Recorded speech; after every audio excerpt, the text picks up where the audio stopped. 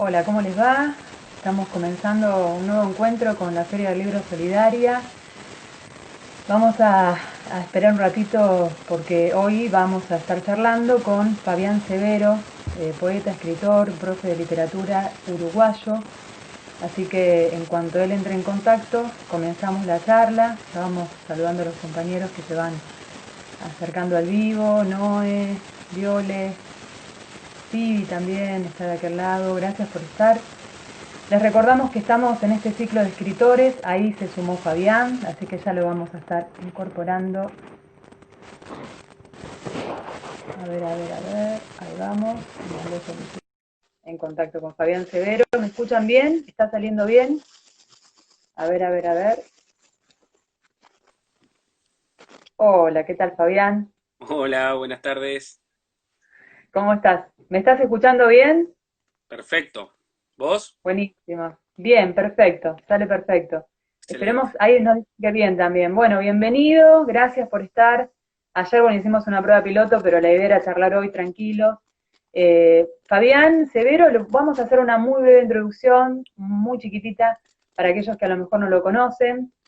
Fabián Severo nació en Artigas, en Uruguay, en 1981. Es docente de literatura en secundaria y dirige talleres de escritura también. Además de Noite en un Norte, es autor de Viento de Nadie, que fue publicado en 2013. Vos me vas corrigiendo si hay algún error en esto.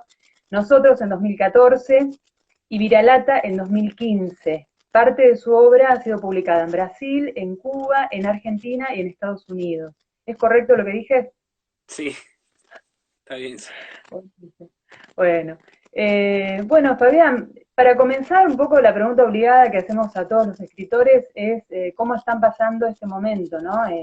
Esta pandemia que estamos atravesando todos, cómo lo están pasando en Uruguay, cómo la estás atravesando también vos como docente, como papá, como bueno, como poeta, como escritor, cómo te va atravesando toda esta situación que no es nada, no es nada fácil.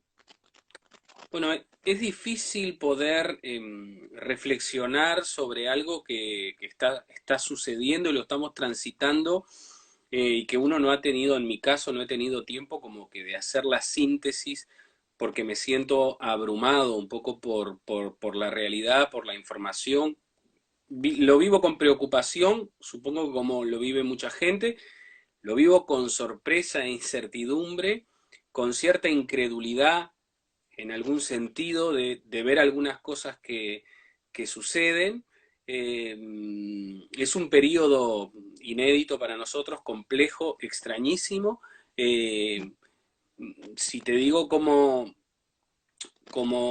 escritor o como docente, por ejemplo, yo hace 20 minutos terminé una clase por Zoom con mis estudiantes de secundaria, donde hicimos una aproximación, intentamos hacer una aproximación a la poesía de Safo, eh, y después yo soy papá, tengo una hija de 8 años que hoy tuvo dos clases por Zoom, una de inglés y una de matemáticas, así que también voy tomando anotaciones como docente de lo que me sucede a mí como profe y de lo que veo que le sucede a mi hija como estudiante. Voy anotando en mi libreta, en mi diario, yo llevo un diario, eh, para que cuando venga la próxima cuarentena, espero que hayamos aprendido algo de esta primera cuarentena, que hayamos aprendido algo como docentes y como papás y como estudiantes. Entonces voy haciendo como mis anotaciones allí de lo que va sucediendo.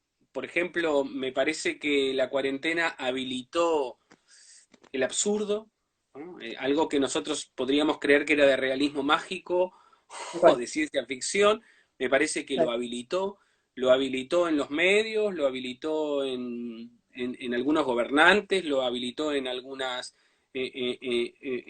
decisiones que se han tomado. Después también me parece que ha puesto sobre la mesa esta especie de pensamiento mágico que tenemos algunos o que creemos, parece que bastaría con creer que las cosas van a suceder para que sucedan, ¿no? Parecería que bastaría con creer que se puede encerrar a la población y que la población no se, no se va a enfermar y no se va a morir. claro. Entonces, me, es extrañísimo el momento que estamos viviendo y bueno, yo llevo un diario y voy anotando allí. Y creo que lo leí en alguna nota por allí de que algún escritor que escribió, dice, nunca tuve tanto tiempo para leer y escribir y no puedo leer ni escribir. Bueno, no es mi caso en el sentido de no de tener tiempo sobrado, porque no me sobra el tiempo, porque doy muchas clases y además soy papá a las 24 horas. Entonces, pero sí me cuesta concentrarme un poquito en la lectura y en la escritura en esta situación de, si bien acá en Uruguay la cuarentena no es obligatoria, es decir, no estamos obligados a estar, sí es sugerida, es decir, por ejemplo, las clases están suspendidas, ¿no? Las clases de primaria, de secundaria, están suspendidas las presenciales, entonces eso hace que yo hoy, no sé, hace 40 y algo de días que estoy en mi casa. Tenemos algunas preguntitas también respecto a eso y a tu labor como docente en este contexto, ¿no? Que nos llegó de, bueno, agradecemos a todos los que nos acercaron preguntas también para compartir en este vivo. Y sí, vos sabés que es una recurrencia eso que decís, de que muchos escritores les está costando ahora conectarse precisamente, por ejemplo, con la lectura, ¿no? Porque es como que no encuentran ese espacio de fuga, digamos, es como que está todo en suspensión y a la hora de desconectarse es imposible. A muchos les pasa eso. Eh, Entrando un poco en el terreno de la literatura, vos dijiste en algún momento escribo intentando entender el lugar donde me tocó nacer. La frontera es más grande que mis palabras. La frontera no se puede tragar. ¿Podrías explicar un poco esto, un poco más, esto en relación a tu necesidad profunda de escribir en portuñol? Bueno, en primer lugar te podría decir que el lenguaje literario o la literatura es mi forma de pensar. Es decir, la mejor forma, el mejor relato que encuentro para pensar, para organizar mis ideas, es el literario. ¿Ah? No soy muy bueno hablando, no soy bueno filosofando. Hay un fragmento de Guimarães Rosa que me gusta mucho, que él dice, en aguas profundas navego mal. A mí me pasa también eso. Yo soy de la superficie, no soy, De ¿no? superficie. No sirvo para filósofo. Entonces la literatura es mi mejor forma de pensar. Entonces, cuando estoy invadido por una imagen que me impacta, un sonido que me impacta, un recuerdo, un paisaje, una situación, ¿no? Ahora estoy invadido durante mucho tiempo por muchos estímulos de cosas que van sucediendo en la realidad. Eh, a veces como que uno siente en esta época de redes sociales como que siente el impulso de decir, bueno, voy a abrir el Facebook, el Instagram, el Twitter y voy a escribir algo sobre esto porque uno tiene que desahogarse, pero siempre en general trato de frenar ese impulso porque prefiero ir al lenguaje literario, prefiero abrir mi diario y transformar eso en lenguaje literario porque me organizo mejor, me ordeno mejor, eh, me hace bien porque no soy tan bueno en el otro tipo de lenguaje. Entonces la literatura es una forma de pensar, yo creo que el lenguaje literario es una forma de pensar, es un relato que organiza nuestro pensamiento, es el que mejor me sale, no digo que lo haga bien, pero que es el que mejor me sale, los otros me salen peor. Y bueno, como profe trato de trabajar eso también con mis estudiantes, es decir, trato que escriban en el lenguaje literario, es decir, ya tienen 10 asignaturas a donde trabajan con textos expositivos y textos informativos y etcétera y etcétera. Bueno, en mi clase nosotros vamos a trabajar vamos a escribir textos literarios, vamos a usar el lenguaje literario. Y como la literatura es una forma de pensar, siempre que pienso en la frontera, en ese lugar a donde me tocó nacer a mí, que es, viste que es la frontera entre Uruguay y Brasil, Artigas, con el río Cuareña allí, en un barrio humilde, de una ciudad humilde, en un país pequeño que también queda en el fin del mundo. Bueno, cuando trato de pensar en eso, utilizo el lenguaje literario. Entonces la literatura me ha ayudado un poco como a entender ese lugar de donde soy, ¿sí? Que para mí es mi lugar en el mundo. Y después viene lo del portuñol, que es, eh, yo lo digo a todo lado, el portuñol es mi lengua materna, es decir, son Bien. los sonidos y los silencios que yo escuchaba cuando estaba en el vientre de mi madre.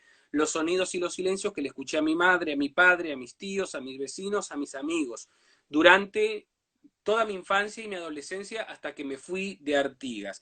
Entonces, muchas veces, el 90% de las veces, si fuera a ponerle un número, o más tal vez, cuando escucho sonidos en mi cabeza y silencios en mi cabeza, ¿no? Yo creo que los escritores escuchan voces, esos sonidos vienen en mi lengua materna. Entonces yo lo único que intento hacer es pasarlos a la hoja para no olvidarme, e invento o hago una especie de, que es lo que hace todo el mundo, supongo, ¿no? Que es una especie de partitura, ¿no? Eso que dibujo allí, que aparece en mis libros, no es bien el sonido que escucho en mi cabeza, pero es lo más parecido que yo pude hacer, ¿viste? Es como una partitura de eso que sonó en mi cabeza. Por eso me pasa que a veces participo en encuentros o en recitales Sí, y tengo la partitura, pero lo leo de forma distinta, ¿no? Como lo interpreto de forma distinta, pero es tal, porque en ese momento me suena de otra forma. tal cual. Vos sabés que una de las preguntas que nos acercaron es justamente en qué lengua pensás. Y ahora cuando hablaste del lenguaje como, de la literatura como lenguaje, digamos, ¿no? Eh, te la vuelvo a reiterar, a lo mejor si podemos hacer esa síntesis. ¿En qué lengua pensás? Sí, yo pienso, recuerdo, siento, extraño, me enojo, me enamoro en portuñol por ponerle un nombre, ¿no? Tanto es así que ahora que estoy hablando contigo, o la mayoría del tiempo que tengo que estar hablando en español, tengo que estar como haciendo ese ejercicio de traducción en mi cabeza Sí, de cómo decirlo. Eh, y después, dentro del portuñol, el lenguaje, trato de pensar en lenguaje literario. Trato de sí, pensar, por ejemplo, el año pasado yo estaba en un encuentro en Corumbá, allá frontera de Brasil con Bolivia, y en un encuentro conversábamos, después en una cena conversábamos con algunos escritores, y yo digo, yo en mi diario, por ejemplo, que voy a escribir lo que pasó hoy, yo ya trato de pasarlo en lenguaje literario, ¿viste? O sea, no es que cuento lo que me pasó tal cual así, sino que ya trato de sí. meterlo en algún personaje, en algún poema, ya trato de, porque pienso mejor literariamente. Tal cual. Y hablando del portuñol, para aquellos que a lo mejor no, bueno, sabemos que la mezcla, o podríamos decir la combinación, o ese entrelazado entre el español y el portugués, ¿no? Pero es necesario para alguien que se acerque por primera vez, ponele, ¿no? Saber algo de portugués para poder leerte, por ejemplo. Bueno, es que esa pregunta no la sé, ¿viste? Porque en realidad no sé cómo hacen los lectores para leer, porque por ejemplo, eh, mirá que te lo digo con total sinceridad, es decir, cuando me llegan los comentarios de Viralata, por ejemplo, de la gente que leyó Viralata o Noite, y a veces me llegan unos comentarios preciosos de gente que se emocionó, que se conmovió, eh, yo me sorprendo porque digo, ¿cómo harán para leer? Porque yo lo escribí y me cuesta leerlo, ¿viste? Me Mm, cuesta leerlo porque no estoy acostumbrado a leer en un lenguaje que esté así todo misturado, todo mezclado. Así que no sé cómo harán los lectores, ¿viste? Para leer. Yo alguna vez me hicieron alguna sugerencia de que mis textos fueran con pie de página, ¿viste? Con notas al pie. Y Viralata en su primera edición tiene algunas palabras en notas al pie, pero a mí visualmente no me gusta, por eso ya después las otras ediciones, y ahora ya está pronto Sepultura, que es mi nuevo libro que se publica ahora en la semana que viene, van sin notas al pie. Entonces, no sé cómo hacen los lectores supongo que lo sacarán por el sonido, ¿viste? O buscarán tal vez las definiciones. Supongo que a los que, primero, a la gente de la frontera tal vez no le costará tanto, y después en Brasil me ha pasado en varios encuentros que mucha gente lo ha leído sin ningún tipo de problema. Supongo que si tenés un conocimiento del portugués y del español te debe ser más fácil, pero sinceramente no sé cómo hacen. A mí me pasó en la lectura de algunos de tus poemas que, bueno, obviamente no tengo manejo del portugués en absoluto y realmente me fue, como digamos, es una locura el tema del idioma, ¿no? Porque por una cuestión intuitiva fui como acercándome, pero la idea general era muy, muy bello realmente. poder apreciar, digamos, ese contenido a partir de un idioma, digamos, de un lenguaje que no conocía, ¿no? Así que Sí, se puede. Aquellos a mí que me, no a mí me sorprende, sí, que la gente lo lea y que se pueda conmover o llegar al contenido del texto, pasando esa primera frontera que podría ser la del lenguaje, ¿no? Es como esa primera frontera. Por lo que me ha contado mucha gente, parece que después que sobrevivís a las primeras páginas, como que te empieza a sonar en el, ¿no? A sonar en el oído y te vas como adaptando al ritmo y al lenguaje y a la tal cual. musicalidad y parece que después va fluyendo, ¿no? Y respecto al tema de la traducción, nos acercaron otra pregunta que tiene que ver con, por ejemplo, en el caso de Noite en un Norte, ¿no? Que fue traducido al inglés. ¿Se visibiliza para vos en la traducción la esencia del portuñol en tanto lengua nacida en la mixtura o simplemente se traduce al inglés? Como digo, al inglés como otros idiomas, ¿no? Bueno, mirá, eh, pregunta difícil porque eh, yo casi que no tengo nada que ver con la traducción. Eh, yo no sé inglés y creo que no voy a aprender inglés y no voy a saber inglés nunca, ¿no? Por lo menos en esta vida creo que no. Entonces lo que me pasó fue que lo que me pasa con todo lo que escribo, es decir, después que lo publico ya no me pertenece, ¿no? Ese texto ya no es mío.